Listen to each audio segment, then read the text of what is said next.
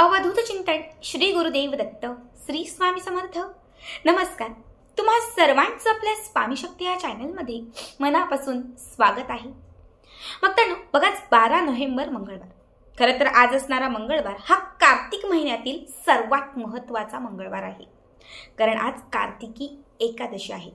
सकाळपासून प्रत्येकाच्या घरामध्ये पूजेची, व्रताची, आराधनेची, सेवांची सुरुवात ही नक्कीच झाली असेल, कारण आज कार्तिकी एकादशी व्रत करण्यासाठी, उपासना करण्यासाठी, भगवान श्रीहरी विष्णूंना प्रसन्न करण्यासाठी ही एकादशी सर्वात महत्त्वाची मानली जाते। कार्तिक महिन्यात शुक्ल पक्षात जी एकादशी येते त्या एकादशी तिथीला भगवान श्रीहरी विष्णूंचं व्रत करण्याची प्रथा असते। या एकादशीला देव उठणी एकादशी किंवा प्रबोधनी एकादशी असेही म्हटले जाते। बघा, अगदी आपल्यापैकी बऱ्याच जणांना माहिती असेल की जी आषाढी एकादशी असते, या एकादशीच्या दिवशी भगवान श्रीहरी विष्णू हे शयन अवस्थेमध्ये असतात। म्हणजे आषाढी एकादशी पासून भगवान श्रीहरी विष्णू हे निद्रा अवस्थेमध्ये असतात। तिथून चातुर्मास सुरू होतो। कार्तिक महिन्यात हा चातुर्मास समाप्त होतो। कार्तिक महिन्यातील या एकादशी तिथीला भगवान श्रीहरी विष्णू हे निद्रा अवस्थेतून जागृत अवस्थेत येतात, म्हणजे निद्रा अवस्थेतून ते उठतात। म्हणून या एकादशीला देव उठणी एकादशी किंवा प्रबोधिनी एकादशी असे म्हणतात। या एकादशीच्या दिवशी जोही भक्त मनापासून मनोभावे भगवान श्रीहरी विष्णूंची सेवा करतो, त्याच्या आयुष्यामध्ये, त्याच्या जीवनामध्ये भगवान श्रीहरी विष्णू हे अखंड स्वरूपाने कृपा करतात। म्हणून आजचा दिवस हा उपाय करण्यासाठी, सेवा करण्यासाठी अत्यंत शुभ आहे। आजच्या व्हिडिओमध्ये मी तुम्हाला आज असणाऱ्या या देव उठणी एकादशीच्या दिवशी करावायचा एक सर्वात प्रभावी आणि एक सर्वात महत्त्वाचा उपाय सांगणार आहे। आज संध्याकाळी आपल्याला आपल्या अंगणात, आपल्या दारात जी तुळशी माता आहे, या तुळशी मातेच्या समोर आपल्याला फक्त ही एक वस्तू त्या मातीत दाबायची आहे किंवा तुळशीच्या समोर ही एक वस्तू तुम्हाला अर्पण करायची आहे। जर आज संध्याकाळी तुम्ही हा एक उपाय केला तर तुमच्या जीवनात अखंड भगवान श्रीहरी विष्णूंची कृपा राहील। घरातील दरिद्रता घराच्या बाहेर जाईल, मनातील प्रत्येक इच्छा पूर्ण होईल, तुमच्या जीवनामध्ये नेहमीच सुख, समृद्धी, ऐश्वर्य यांची प्राप्ती राहील। बघा, आता या व्हिडिओमध्ये मी तुम्हाला जो उपाय सांगणार आहे हा आजचा सर्वात महत्त्वाचा उपाय आहे। आज भले तुम्ही काही केलं नसेल, भले तुम्ही व्रत केलं नसेल किंवा कुठली सेवा करणंही तुम्हाला जमलं नसेल, ठीक आहे, पण ही एक सेवा तुम्ही करा, कारण आज एकादशीच्या दिवशी भगवान श्री विष्णू यांचा वास जो आहे हा तुळशीच्या रोपात असतो। तुळशीचं रोप हे भगवान श्री विष्णूंचं सर्वात प्रिय रूप किंवा सर्वात प्रिय असणारी गोष्ट मानली जाते। म्हणून तुळशीला भगवान श्री विष्णूंची प्रिय सखी असेही म्हटले जाते। एकादशीच्या दिवशी आपण तुळशीचं पान तोडत नाही, एकादशीच्या दिवशी आपण तुळशीला स्पर्श करत नाही, कारण या दिवशी भगवान श्री विष्णूंचा वास या झाडामध्ये असतो आणि आपण डायरेक्ट प्रत्यक्ष स्वरूपाने त्या झाडाला स्पर्श करत नाही। कारण भगवान श्री विष्णू यांना आपण म्हणजे ज्याला म्हणतो की आपण भगवान श्री विष्णूंना आपण डायरेक्ट स्वरूपाने हात लावू शकत नाही किंवा आपण त्यांना स्पर्श करू शकत नाही। म्हणून या दिवशी बघा आपण निर्जला व्रत धरतो किंवा या दिवशी आपण भगवान श्री विष्णूंच्या दिवसभर साधना करतो, असंख्य गोष्टी करतो, कारण हा जो दिवस आहे हा फक्त आणि फक्त भगवान श्री विष्णूंसाठी समर्पित असतो। आता जो उपाय तुम्हाला सांगते हा संध्याकाळी 6च्या पुढे रात्री 8-9च्या आतमध्ये तुम्ही कधीही करू शकता। आता या उपायासाठी आपल्याला लागणार आहे गुळाचे 7 खडे। मोजून 7 छोटे छोटे गुळाचे 7 खडे आपल्याला घ्यायचे आहेत आणि त्याच्या सोबत आपल्याला घ्यायचे आहे 1 चिमूटभर हळद। एका वाटीमध्ये हळद घ्या, गुळाचे 7 खडे घ्या आणि एक मधाची बॉटल घ्या, थोडीशी मध घ्या। सगळ्यात पहिले तुळशीच्या समोर छान एक तुपाचा किंवा तेलाचा दिवा लावायचा। यानंतर आपण जी मध घेतलेली आहे त्या मधीमध्ये थोडीशी हळद घालायची। ज्यांच्या घरात चांदीची वाटी आहे किंवा ज्यांच्या घरामध्ये चांदीचा चमचा आहे त्यांनी त्या चमच्यात किंवा त्या वाटीमध्ये सगळ्यात अगोदर मध घ्यायची आहे आणि त्या मधीमध्ये हळद घालायची आहे।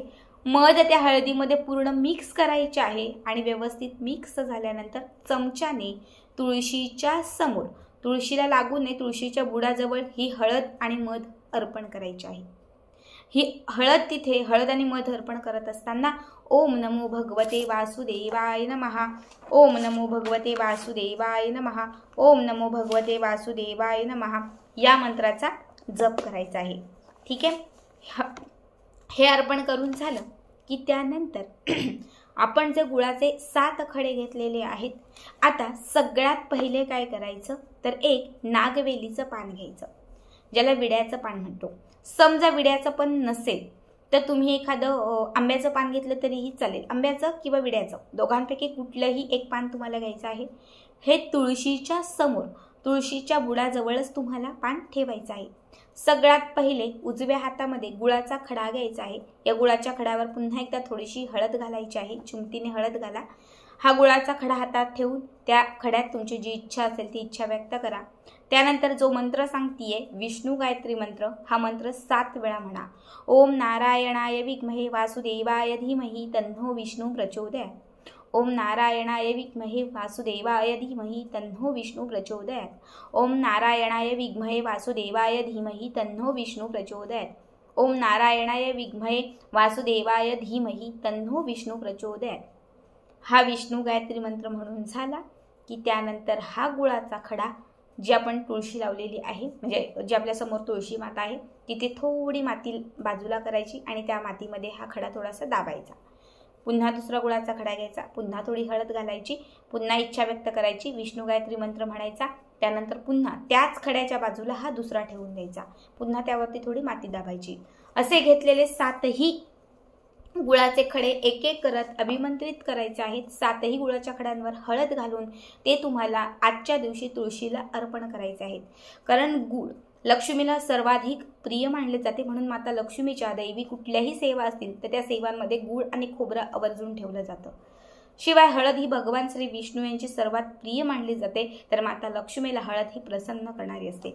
जसं त्या गुळावरती तुम्ही हळद घालाल अभिमंत्रित करून, तुम्ही जेव्हा हे तुळशीच्या मातीत आज एकादशीच्या दिवशी हे तुळशीच्या मातीत जेव्हा तुम्ही दाबाल, लक्षात ठेवा त्या क्षणात भगवान श्री हरी विष्णू आणि माता लक्ष्मी तुमच्याकडे आकर्षित होतील. माता लक्ष्मी तुमच्याकडे खेचली जाईल, भगवान श्री हरी विष्णू तुमच्यावरती प्रसन्न होतील आणि त्यामध्ये तुम्ही जी इच्छा व्यक्त केलेली असेल तर ती इच्छा आवर्जून पूर्ण होईल. आता हे 7ही गुळाचे खडे तिथे दाबून झाले की त्यानंतर जो तुळशी समोर आपण दिवा लावला होता तो दिवा उचलायचा आणि जे गुळाचे खडे आपण तिथे दाबलेले आहेत त्या मातीमध्ये, तर त्यावरती हा दिवा जो आहे हा ठेवून द्यायचा. वरती ते नागवेलीचं जे पान आहे, हे नागवेलीचं जे पान आहे हे उचला आणि हे पान ते जे गुळाचे खडे आपण मातीमध्ये दाबलेले आहेत त्यावरती हे ठेवून द्या पान आणि त्याच्यावरती हा दिवा ठेवा. आणि रात्रभर हा जो तुम्ही दिवा लावाल हा त्या गुळाच्या खड्यावरती प्रज्वलित राहण्याची काळजी घ्या. रात्रभर नाही तर एक झोपेपर्यंत 12 वाजेपर्यंत तरी हा दिवा प्रज्वलित तिथे पेटता राहील. हे बघा, तेल तूप संपलं तर त्यामध्ये आवर्जून टाका. हा उपाय जर आज तुम्ही केला तर नक्कीच तुमच्या आयुष्यामध्ये चांगले दिवस येतील. घरामध्ये नेहमीच सकारात्मकता राहील, प्रसन्नता राहील. क्लेश कलह हे सगळं कुठेतरी दूर होत जाईल आणि तुमच्या मनात असणाऱ्या सर्व इच्छांची पूर्ती होईल. खूप साधा सोपा उपाय आहे. या उपायाने तुम्हाला संपूर्ण एकादशीच्या व्रताचं फळ लाभेल. ज्यांनी व्रत वैकल्य काहीच केलेलं नाही त्यांनी 5 मिनिटाची ही सेवा आवर्जून करा आणि आजचा व्हिडिओ कसा वाटला कमेंट करा.